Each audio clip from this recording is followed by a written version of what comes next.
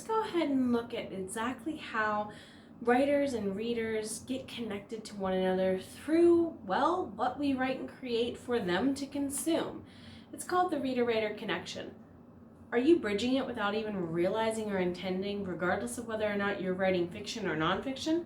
Let's go ahead and sit down and have a little bit of chat.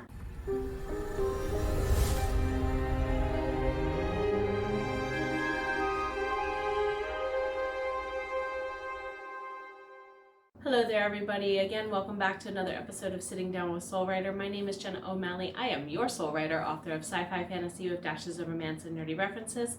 Alongside the raw stories my characters weave throughout time and space, I help other soul bards, such as yourselves, get back to creating, doing, businessing, and whatever parts of the writing process and business marketing along the way that you need help with. I'm here to help, and one of the ways I do that is literally we talk about these things in depth, and whether or not it connects to you, I'm hoping you take something away from this conversation today that you can at least pat your back over and go, I'm doing that not even intending, or yes, I'm doing that and intending to. I have often leaned into, as I'll say later on, this old adage that there's a therapeutic component to writing that sometimes, whether we intend to heal as we're writing or not, can cross over the divide into our writing and resonate with certain readers. The reader-writer connection. So exactly why do we tell stories in the first place even? Let's start there. Let's start right at the heart of it. Why is storytelling so important to humankind? I mean, long before writing existed, people were telling stories verbally as they traveled, as they sat around campfires, as they laid with their sick children, back before modern building code was even a thing, you know? So it's been around for thousands of years, long before writing systems even came to be in use as a tool from our earliest of civilizations. Storytelling was always there. It's why your ancient forgotten parts of history are always referred to as having these great legends, myths, stories, right? So number 2 on my list, because why not? We're going to just call this an item of 5 in whole, right? And keep it simple and tightly knit together. Why do we sacrifice time with others, money, more to sit down and read? Let's look at the other side of that equation, right? A lot of the times, writers become writers of fiction and nonfiction either because their job requires it or because they actively developed a habit and likeness for reading certain things. I mean, it's even so to the point that some parents make it like a hyper-focused house rule about reading. Now, this was not so much true with my brothers growing up, but by the time my parents had me, I'm the 5th child and only female of the bunch, my parents had realized by the time I came along that scholarship was going to play a completely different role in my life than it did in my brother's. Keep in mind, just as a little bit of a reminder, some of you are aware, some of you are not, my eldest brother, George, bless him and rest him, is 22-ish years my senior. Yeah, we're bookends. We are literally, oops, baby bookends. Neither of us were planned. My mom was 17 and barely 18 years old. She was 17 years old when she was pregnant with George, barely 18 when she had him. And she had me 1 month before she turned 41. Again, neither of us were planned or intentional whatsoever, but both of us agreed on something. And this is something he and I talked about a lot because obviously we got 2 different versions of our mom. He got a younger, more energetic version. I got a completely different version. Because not only did she raise 5 kids, she helped to raise her biological sister's kids for a little bit before she had kids of her own when she was a teenager. And then while raising her own kids, she and her mother-in-law and sister-in-law to her first husband kind of co-raised their kids together a little bit, typical of the era from the 60s to the 90s, I would say. Keep in mind, my mom's first husband is no longer with us, hence why she married my dad and had 2 more kids. My brother George and those siblings are technically my half-siblings. My father did not raise us that way, and that was his rule, not mom's. Put it that way. He treated all of us, we were his kids.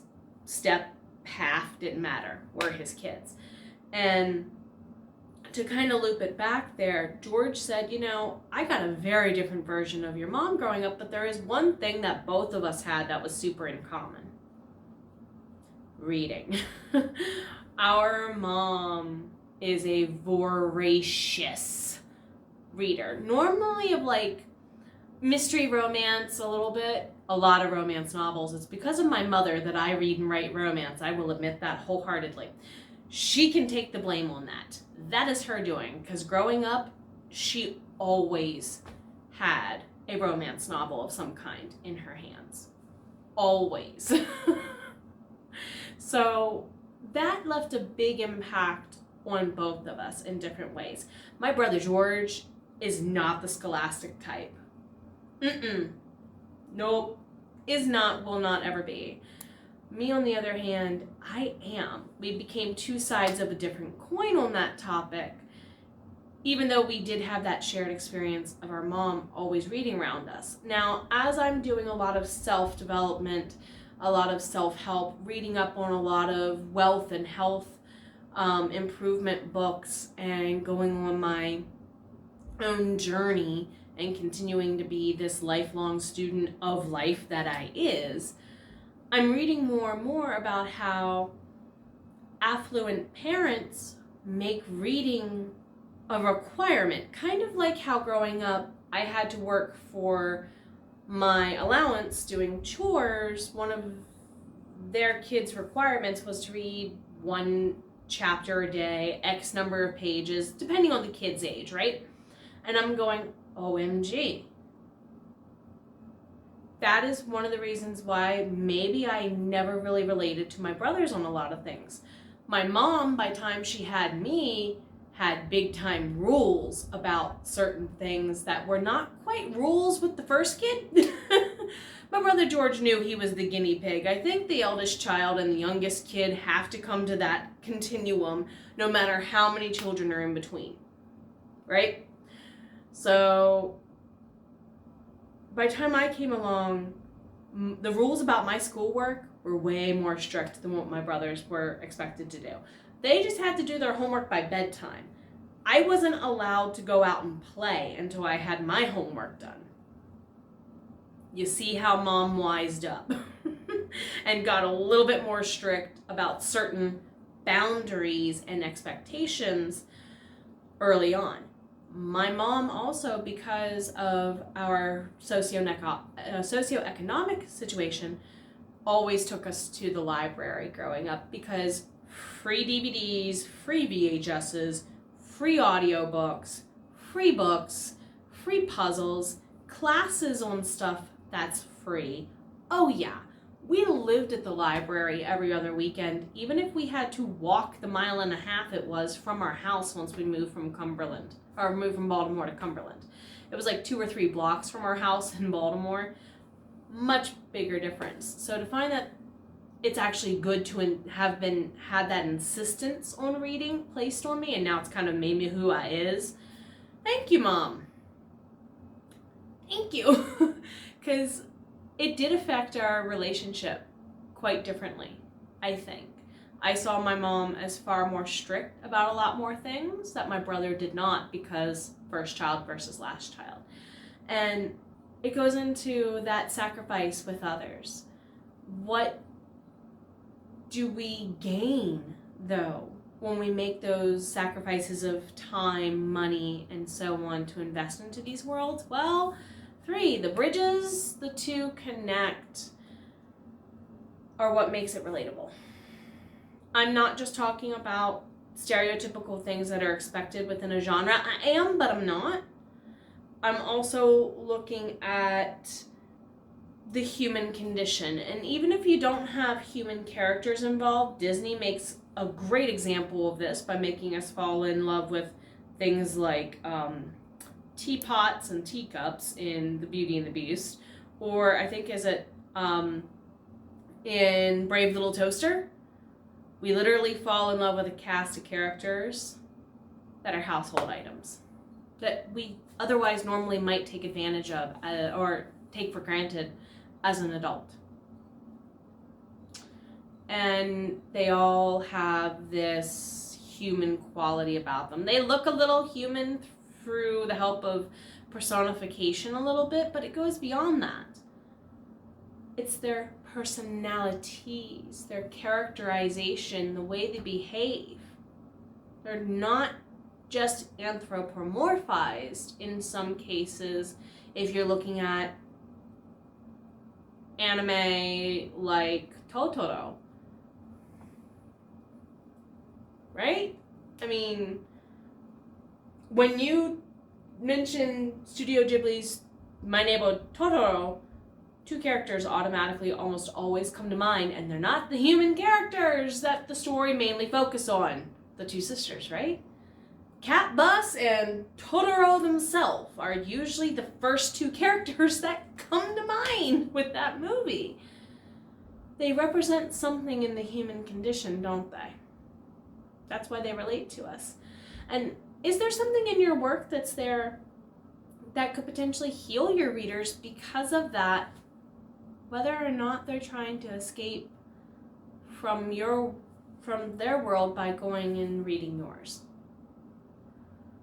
I mean, it does lead back to that old adage. Number 4, right? Leads back to that old adage I mentioned. Writing is therapeutic, and not just for those of us who are writing non-fictional stuff or fictional stuff. You can set out and unintentionally have a reader have an experience with your writing that you would never otherwise even associate as being a thing. Well, unless they tell you about it. We would prefer they would reach out and tell us about it. Please review. Thank you for reviewing. Links in the description box below. Anyway. Shameless plug. But we're not necessarily just relying on book smarts and data to achieve that. Nonfiction might. Sometimes we can weave that, depending on our genre, into fiction. But more often than not, the statistical data we might talk about finding soon to influence your writing, fiction, nonfiction, through Google Scholar searches or documentaries you can find on YouTube. Again, video coming soon. Outside of all the data, you can still build a human connection without even getting logical. If you know anything about I believe it's Aristotle's triangle, are you appealing to their ethics, their emotion, or their logic? The data is just going to go ahead and be the logic part. You still have their ethics and their emotion, which I dare say on their own are more powerful than logic sometimes. Combined, logic has no chance in some cases. You all watch social media and what happens. I don't need to give more examples than that. And then finally, number 5, they give anyone with an imagination or the willingness to suspend their disbelief a way to interact and consume with a safe haven, whether you intended it to be a safe haven or not. Now, I didn't intend that when I first started writing the Myrna Annals. When I realized I was addressing that stuff anyway, I said I would kind of be remiss if I didn't point it out as part of my branding. Thank you, universe, for confirming that recently, by the way. And yeah, those of us who write fantasy, those of us who write sci-fi, those of us who write romance, fiction of any kind, any genre, any keyword, any subgenre, there's going to be moments when we're going to have readers want to take the book, pick it up, and cuddle it as if it's a precious little baby. And then there's also going to be moments where if you as a writer felt like throwing your computer, tablet, book, whatever you're writing in across the room because the character made you mad, congratulations, your reader might be tempted to do so and you not even realize it. Lean into those moments. Lean into it because you're feeling it for a reason, in my opinion. You're meant to bridge a gap. Don't pull back from it. Because your readers might be right on the other side of the coin, ready to high-five you. And that might be why they reveal. My name is Jenna O'Malley. We're going to do this a little bit more often. I'm going to start focusing my content on the writing to heal, reading to heal aspect, I think, as we move on into the future. There's a lot of really epic, cool things coming down the pipeline this week. Starting this week, I will be streaming 3 times a week on behalf of Heart Breathing's writing community. On Tuesdays and Wednesday nights, I will be with you all 6 p.m. Eastern, and then our usual Friday night from 8 till late. We may see some other schedule changes and schedule shifts around these parts, but thank you very much for being here for them.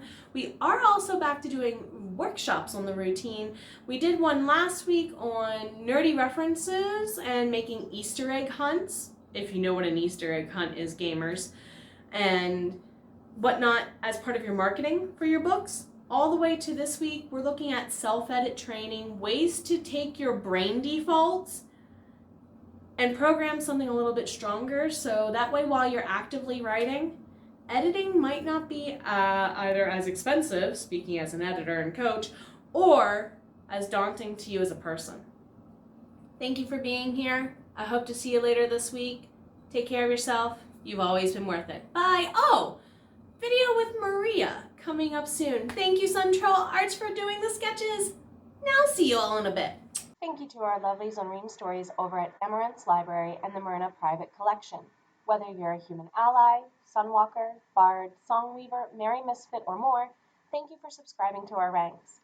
We thank you for all you do to support us. Want to join our endeavors? Head over to reamstories.com/Myrna Private Collection. That's reamstories.com/MERNA Private Collection, all one word, where you can access all of my books and more long before they are available at retailers and vendors. Hope to hang out with you there soon.